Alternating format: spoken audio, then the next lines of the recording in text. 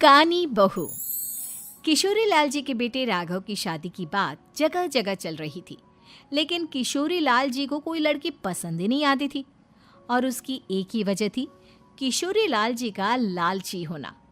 उनको लड़की वालों से मोटा दहेज चाहिए था और इसी चक्कर में एक दिन वो एक बहुत पैसे वाले के घर अपने बेटे का रिश्ता लेकर पहुंचे। उस आदमी का नाम था ओम प्रकाश। देखिए किशोरी लाल जी, मेरी एक ही बेटी है और मेरी सारी संपत्ति जायदाद सब कुछ मेरी बेटी नैना का ही है। पापा, नाम से लगता है बहुत खूबसूरत होगी। कितना अच्छा नाम है ना, नैना। ओ, वैसे बात तो सही है आपकी। अब इतना पैसा है, जमीन जायदाद है, इकलौती बेटी, आप भी क्या करेंगे? सब कुछ उसे ही देंगे ना। बिल्कुल ठीक पहचाना आपने। बस बेटी की शादी और सारी जायदाद उसके नाम। पापा, बिना देखे हाँ कर दीजिए ना। इतना अच्छा रिश्ता फिर कहाँ मिलेगा? माला माल हो जाएंगे हम। मैं अपनी बेटी को बुलाता हूँ। अरे नहीं नहीं नहीं नहीं, आपकी बेटी का नाम नैना है, सुनकर ही लगता है बहुत सुंदर होगी। रहने दीजिए अंकल, मैं तो आपकी बेटी के नाम से ही इतना खुश हो गया हूँ कि उसे बिना देखे शादी करने को तैयार हूँ। अब तो मैं उसका चेहरा सीधे शादी के बाद ही देखूंगा। और इस तरह राघव नैना का चेहरा नहीं देखता और उससे शादी कर लेता है। शादी के बाद अपनी सुहाग रात पर जब राघव नैना का घूंघट उठाकर देखता है तो नैना की आंखें बंद थी। कितनी खूबसूरत हो तुम नैना, जरा अपनी आंखें खोलकर मेरी तरफ देखो तो सही। नहीं, मुझे शर्म आती है। अरे, मैंने तुम्हें शादी से पहले भी नहीं देखा, और अब अगर तुम आंखें खोलकर मुझे देखोगी भी नहीं तो मुझे अच्छा कैसे लगेगा? इससे पहले कि नैना अपनी आंखें खोलकर राघव की तरफ देखती, अचानक से लाइट चली गई और राघव नैना को पूरी तरह से देख भी नहीं पाया। अगली सुबह नैना राघव के लिए नाश्ता बनाकर लेकर आई। अरे ये क्या, आधा पराठा सीका हुआ है और आधा बिल्कुल कच्चा। ये तुमने क्या किया नैना? बहू, तुमने क्या आधा पराठा तवे से नीचे लटका कर रखा था, जो आधा सिका है और आधा कच्चा? मुझे जितना दिखेगा उतना ही तो सीखूंगी ना पापा जी। जहाँ जहाँ मुझे नजर आ रहा था वहाँ मैंने सीख लिया, जहाँ जहाँ नहीं दिखा वहाँ कच्चा रह गया होगा। इसका क्या मतलब है? ये कैसा मजाक कर रही है तुम? अरे बहू, तुमने इतना लंबा घूंघट क्यों लगाया हुआ है? देखो, हमारे घर में बहुओं को बेटी की तरह रखा जाता है, और फिर तुम तो इतना सारा माल लेकर आई हो। देखो, ये घूंघट डालकर रखने की कोई ज़रूरत नहीं है। हाँ नैना, पापा जी ठीक कह रहे हैं, तुम तो आराम से रहो, अपना ही घर समझो। नैना अचानक से अपना घूंघट उठा लेती है। अरे ये क्या पापा, नैना की तो एक आंख फूटी हुई है। नाम से नैना, लेकिन ये तो कानी बहू निकली।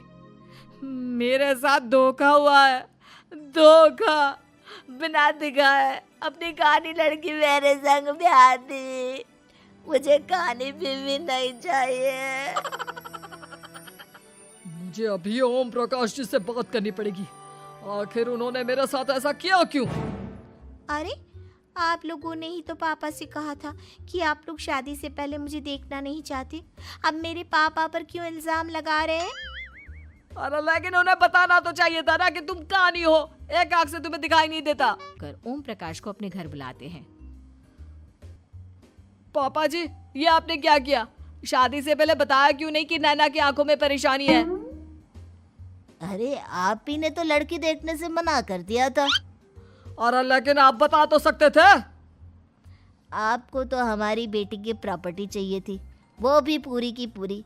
अब क्या हुआ अगर उसे आधा दिखाई देता है? प्रॉपर्टी तो आपको पूरी मिल गई ना। अरे ये क्या बात हुई? मेरी शादी प्रॉपर्टी से नहीं, आपकी बेटी से हुई है।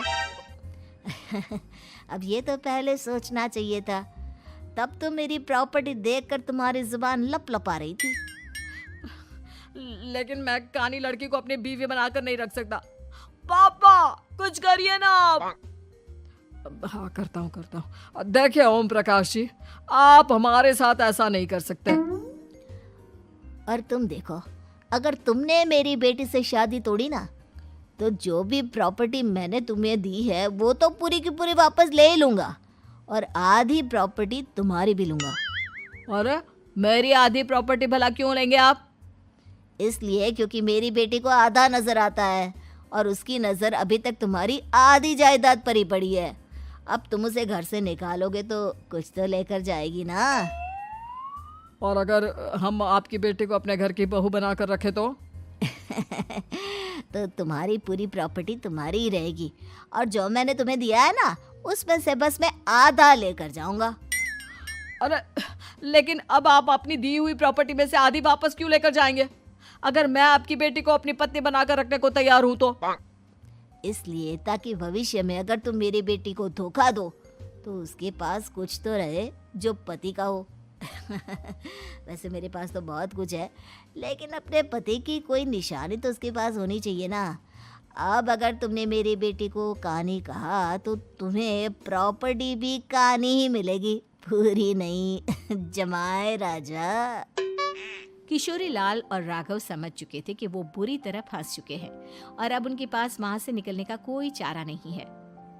अब समझ में आया ना, लालच बुरी बला होती है। एक तो तुम्हें प्रॉपर्टी मिली, ऊपर से बीवी मिली, उसमें तुम्हें नखरे भी दिखाने हैं। आए बड़े, चुपचाप बैठो दोनों। कुछ दिनों के बाद नैना राघव की कार लेकर बाजार घूमने निकलती है और जब कार लेकर वापस आती है, ये क्या? एक तरफ से मेरी गाड़ी पूरी खराब हो चुकी है। लगता है तुमने मेरी गाड़ी को किसी दूसरी गाड़ी के साथ एक्सीडेंट किया है। अरे अरे कितना बड़ा नुकसान कर दिया तुमने बहू। वो क्या है ना पापा जी, मुझे एक आंख से दिखाई नहीं दे रहा था, सामने से गाड़ी आ रही थी। मुझे तो सिर्फ आधा ही दिखाई दिया और वो गाड़ी मेरी कार से रगड़ते हुए निकल गई। अब मैं क्या करूं बताओ? आप इसे ठीक कराने के पैसे कौन देगा? तुम्हारे पापा। तुमने मुझसे इस तरह से बात की? अभी रुको। नैना राघव की शिकायत ओम प्रकाश को कर देती है। देखो राघव, अब जो मेरी आधी प्रॉपर्टी तुम्हारे पास थी ना उसमें से आधी और मैं लेकर जाऊंगा क्योंकि तुमने मेरी बेटी को डांटा। अरे नहीं नहीं पापा जी, गलती हो गई, माफ कर दो। गलती की तो कोई गुंजाइश ही नहीं। अगली बार मेरी बेटी को डांटा तो बची हुई आधी में से आधी और ले जाऊंगा। लालच के चक्कर में हम दोनों ने बहुत बड़ी गलती कर दी बेटा।